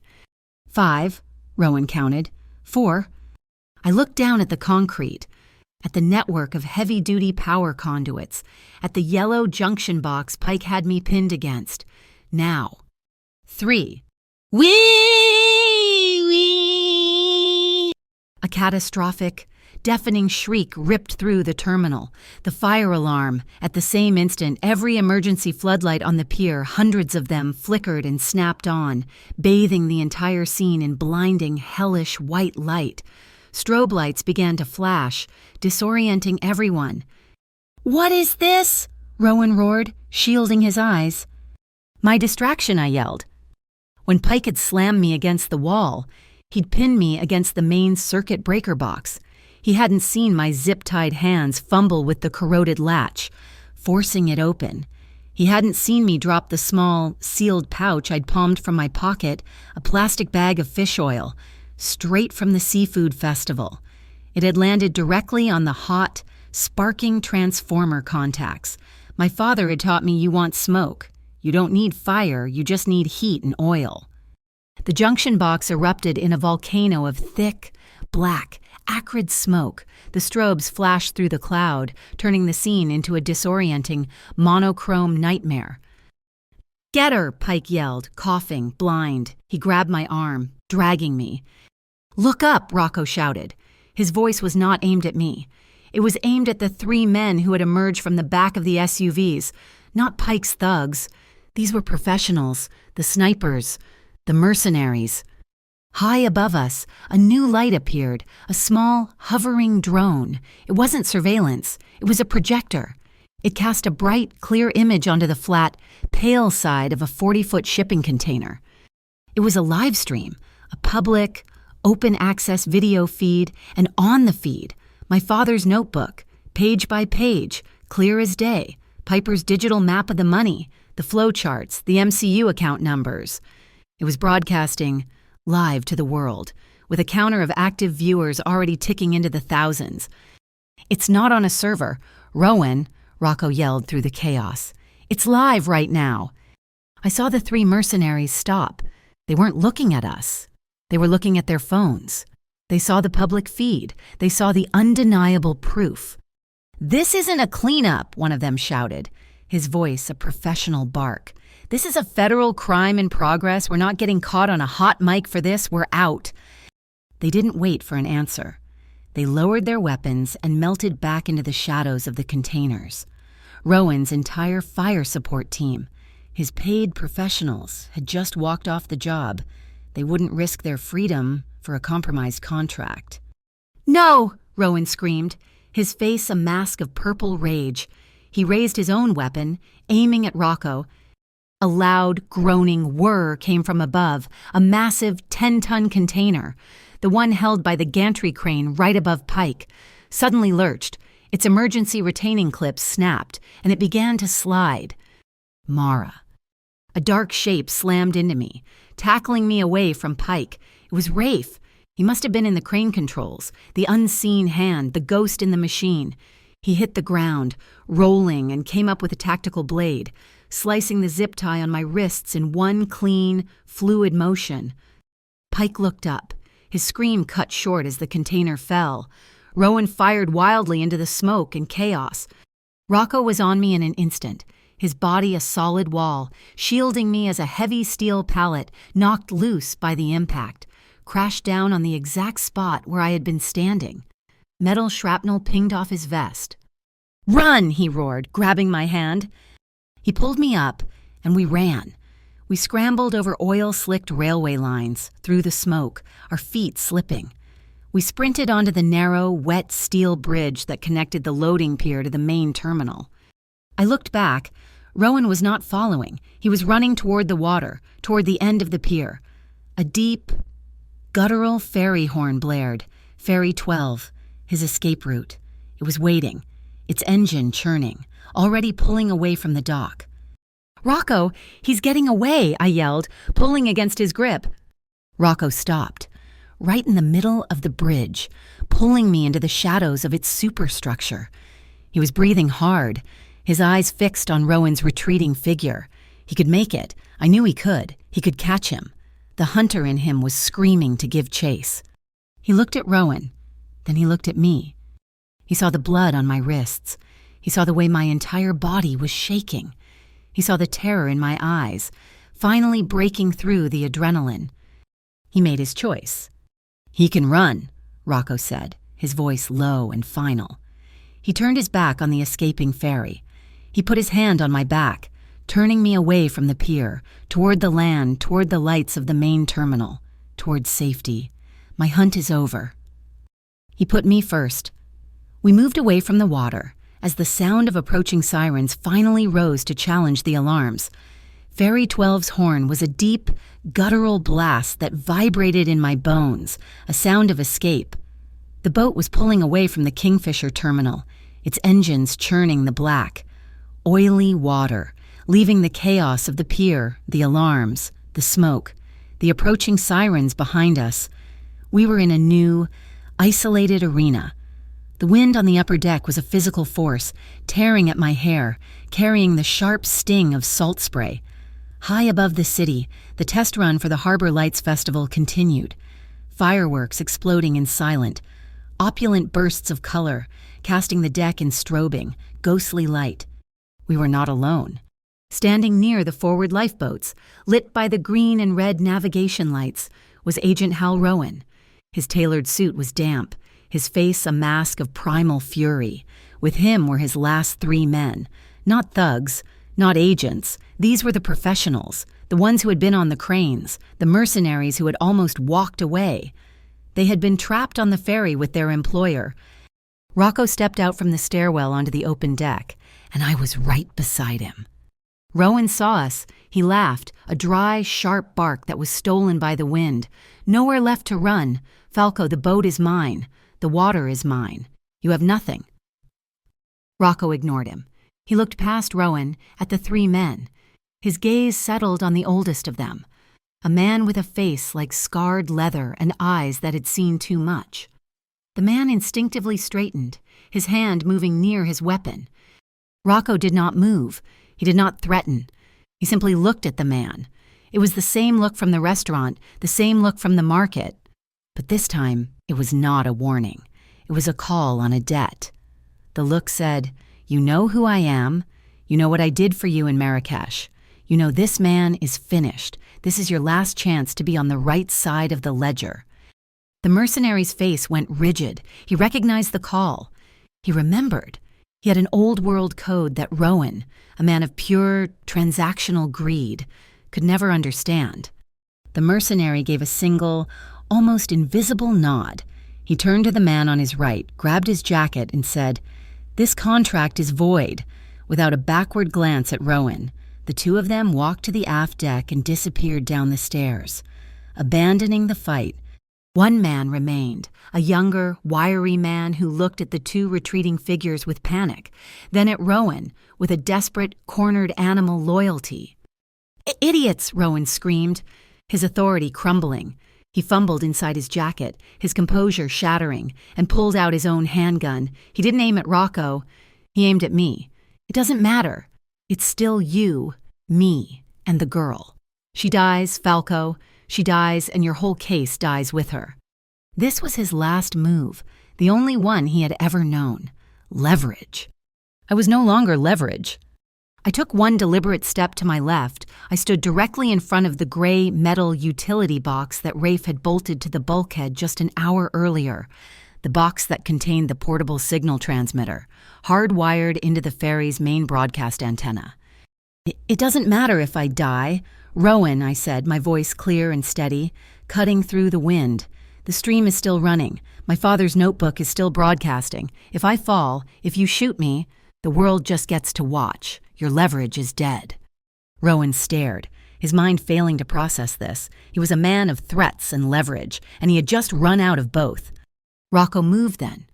He advanced slowly, his long coat billowing in the wind. His hands were open, palms forward, visible in the flashing light of the fireworks. He was a picture of calm, deadly intent. "There are no hostages here, Rowan." Rocco's voice was low, a rumble of finality. "There is only a man whose time is up." The last mercenary was shaking. He looked at Rocco, then at Rowan.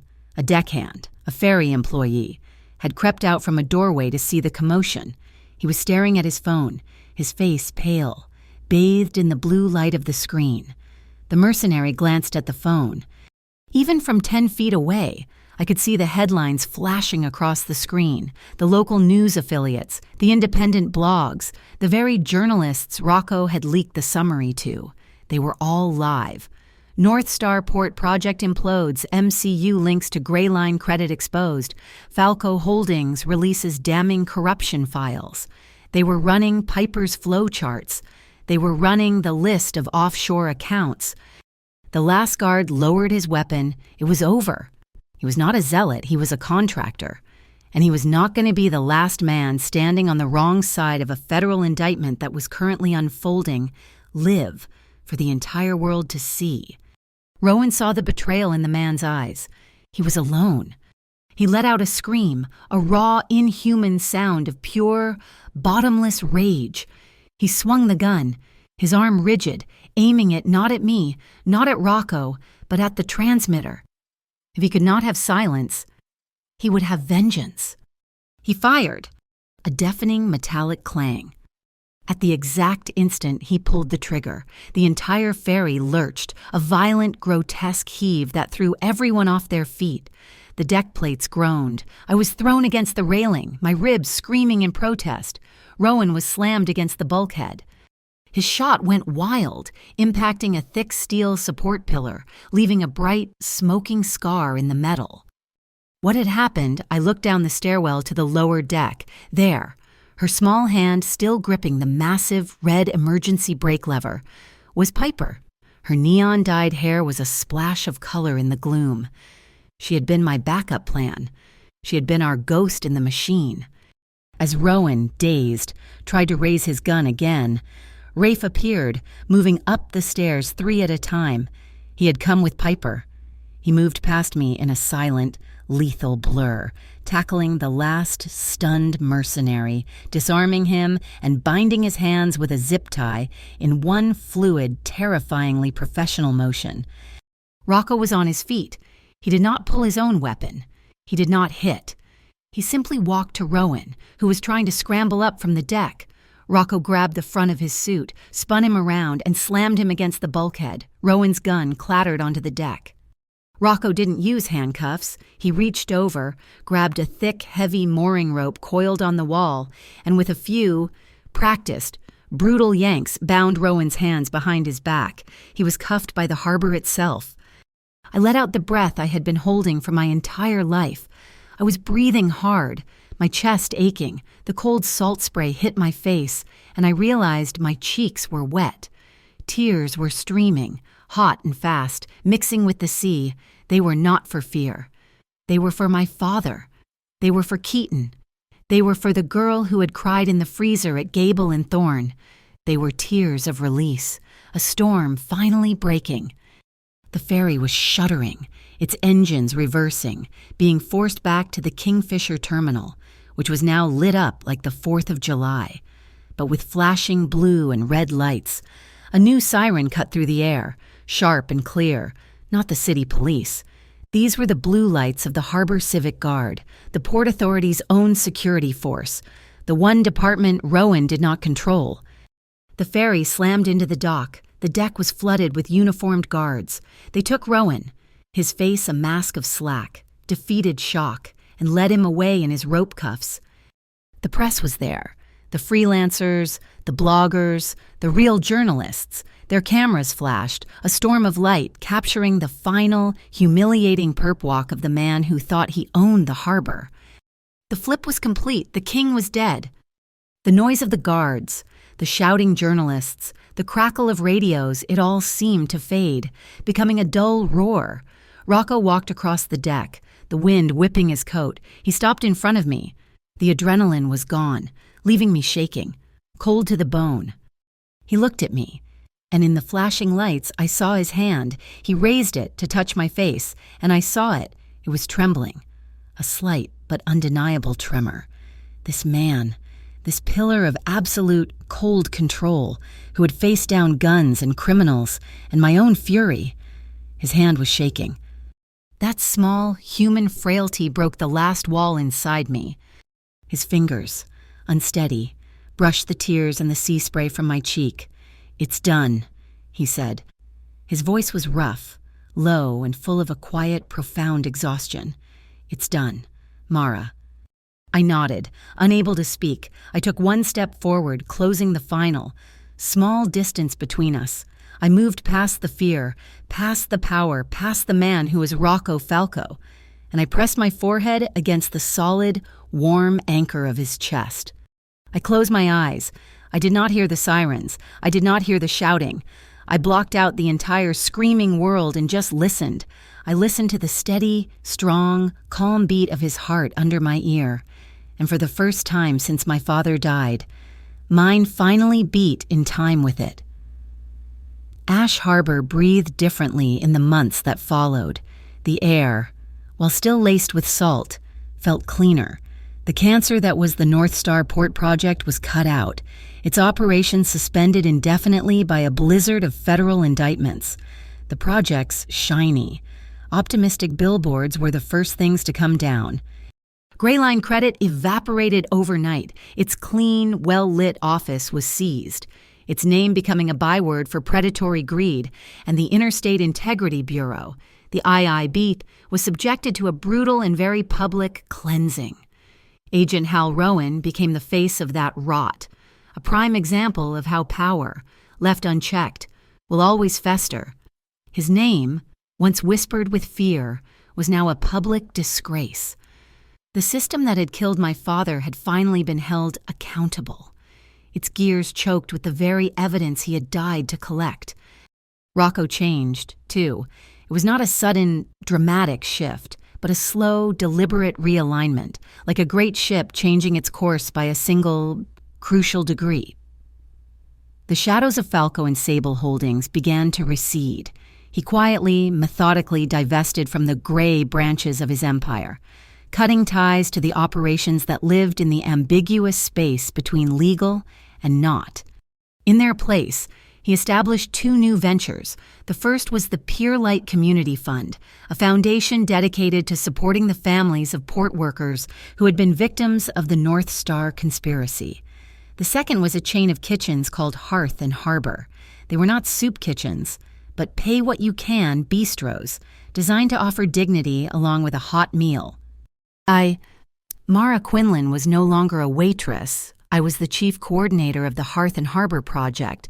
I ran the logistics, managed the staff, and designed the systems, just as I had in the warehouse. But this time, I was building something that fed the light, not just cataloged the darkness. Keaton was thriving. He had not just received a scholarship. The Ash Harbor Conservatory, a private and very exclusive music school, had offered him a full ride, funded by an anonymous donation from the new Pure Light Fund. I watched him perform his first original composition at an outdoor community event. He was on a small stage, his lanky frame bent over his laptop and keyboard, his fingers flying. The music that poured from the speakers wasn't the angry, fearful beats he used to make in our tiny apartment. It was complex, full of hope, layered with a strength I had never heard before. It was the sound of him, free. I stood at the back of the small crowd, my heart so full it ached. I felt a presence beside me, Rocco, and he had slipped in, unnoticed, wearing a simple dark polo, not a suit. He stood with his hands in his pockets, watching my brother. He did not smile, but his eyes were filled with a quiet, profound pride. When Keaton finished, to a roar of applause, Rocco clapped, a slow, steady, silent beat in the chaos. Piper was free, too. She had opened her own design studio in a bright, airy loft. Her first major commission was a series of posters for the newly reorganized Longshoremen's Union, the same union my father had belonged to. Her work was brilliant, vibrant, full of defiant color. The fear that had broken her was gone, replaced by a fierce, creative energy. We met for coffee every Tuesday. Our friendship, which had been cracked by fear, now refused. It was stronger. Tempered by what we had survived, we had proven that we were the kind of friends who, even when broken, would still hold each other. Tonight was the opening of the first Hearth and Harbor kitchen, the flagship, located in a renovated brick building just 2 blocks from where Gable and Thorne still stood. The air was cool, filled with a soft, misty drizzle that felt more like a cleansing than a storm. The kitchen was packed, full of volunteers, city council members, and neighborhood families, the room buzzing with warmth and the smell of fresh bread and simmering stew. I stepped out onto the covered back porch for a breath of fresh air. The mist was beating on the wooden railing. He was already there, leaning against a support beam, a dark, quiet shape in the twilight. Rocco. He was just looking out at the city, at the lights of the harbor. I walked to stand beside him. We watched the mist for a long, comfortable minute. "It's a good night," I said quietly. "You did a good thing." He turned his head, his gaze finding mine in the dusk. He had a small, velvet box in his hand, but it was not what I thought. "Rowan was wrong," he said, his voice low, "for me alone, about what I was doing, about us." He took my hand, his palm warm and steady against mine, and pressed the box into it. "I do not own you, Mara. I never wanted to. I just want to be the man who gets to walk beside you." I opened the box. Inside, there was no diamond. There was a single, freshly cut brass key. I looked up at him, confused. "It is the key to the back door of this kitchen," he said, a small, rare smile touching his lips. I remembered what I told you about keys, about how they change the way a person enters or leaves their world. This one is so you can enter and exit a world you built anytime you want. I laughed, a real, breathless laugh, one that came from deep in my chest. I remembered the broken plastic fob he had picked up for me in the market a lifetime ago. This was not a cage. This was a foundation. I stepped into him, my arms sliding around his waist, my head fitting perfectly against his shoulder. His arms came around me, solid. Sure. He held me not with the desperation of that night in the bell tower, but with the easy, profound comfort of a man who was finally home. He tilted my chin up. The kiss was not a spark, not a collision. It was a slow, deep, burning ember. It was the taste of coffee on a safe morning, the warmth of a shared blanket, the promise of a future. It was not a temporary shelter. It was permanence. My hand found his, our fingers lacing together. This was not the grip of a man holding on, but of a man holding hands. I leaned my head back on his shoulder, his arm a solid, warm weight around me. We stood there, hand in hand, and watched the lights of Ash Harbor, a tugboat. Far out in the channel sounded its low, mournful, beautiful horn. I thought of the man I had first seen in Gable and Thorn, the man who could silence a room with a single, cold glance. I looked at the man beside me, the one who had trembled when he touched my face, the one who had applauded my brother from the shadows. And I understood. The greatest power in this world was not the look that made 3 men retreat. It was the gaze, gentle enough to let a broken person finally stand tall. Thank you so much for listening to this story. We would love to connect with you, so please comment below and let us know where you are listening from and share your thoughts. Be sure to subscribe to our channel, Mafia Boss Stories, and like this video. You can also show your support by hitting the hype button to help this story be heard by more people.